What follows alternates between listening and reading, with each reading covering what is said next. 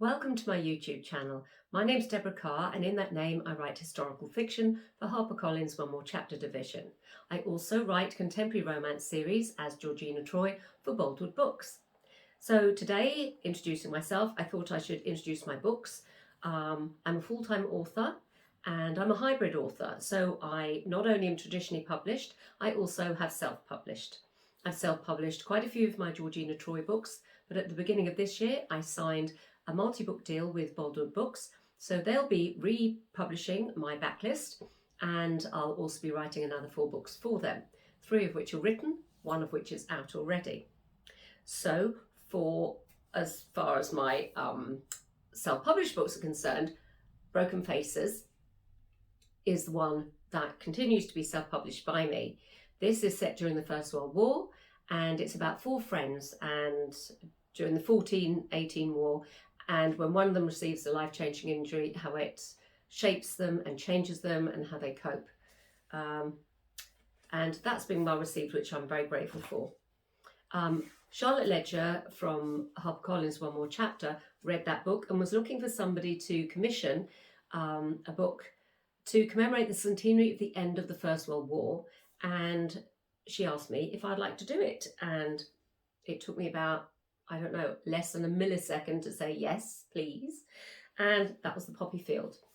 This is a time-slip novel, and it's about a young nurse, Gemma, and she's reaching burnout. She's contemporary, and she goes to France to help renovate an old farm that her father has because he wants to sell it. And while she's there, she discovers the letters from a nurse who lived 100 years before, Alice Le Breton. And through the letters, she discovers Alice's story. It's been very well received. It's a USA Today bestselling novel, which I'm enormously grateful for. Thank you, readers. And it's also been translated into Dutch. And that's this book, Ian Veldvolklaprozen. I do beg your pardon for my terrible pronunciation. This is Dutch, and obviously I can't speak Dutch, so sorry if I've pronounced that really badly.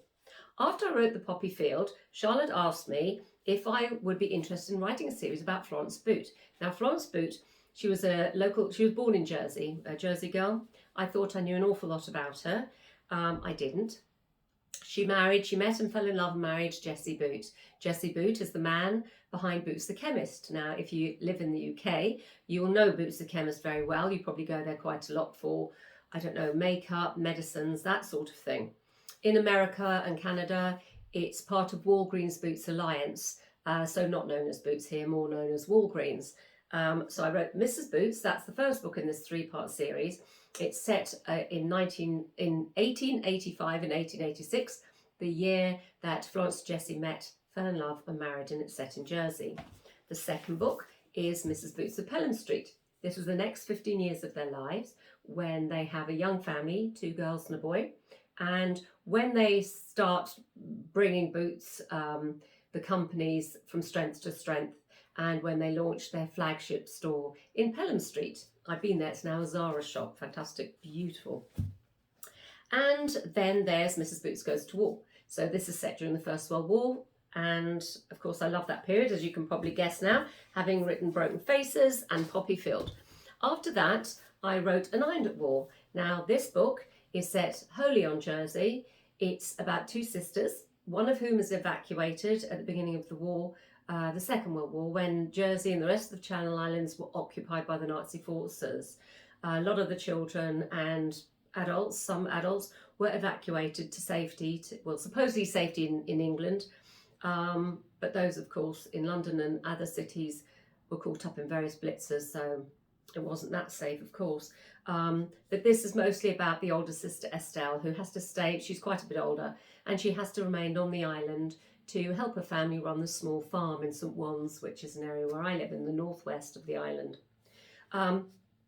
Jersey, my great-grandmother was here throughout the occupation, some close family friends were here throughout the occupation. I've grown up hearing stories, and also I've got 3 dogs. I live here with my husband and 3 dogs. I was born on the island, and when we go out walking every single day, you have the constant stark reminders of what Hitler did to the island and the poor souls that he forced to come over and build his Atlantic Wall and built the bunkers and all the other monuments we still have to that very dark time in the island's life.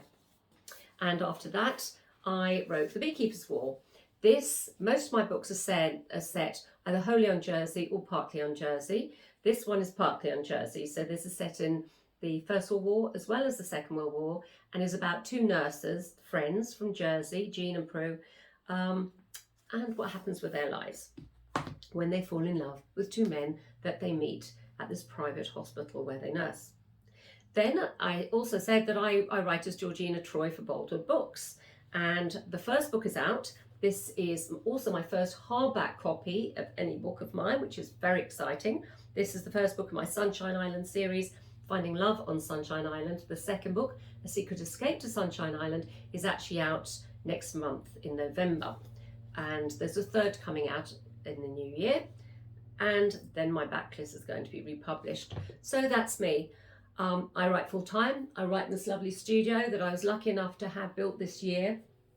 And on my channel, I'll be sharing bits about my writing, about my planning for my writing, my research maybe, anything else that you want to know really. I plan to do NaNoWriMo or NaNoWriMo next month.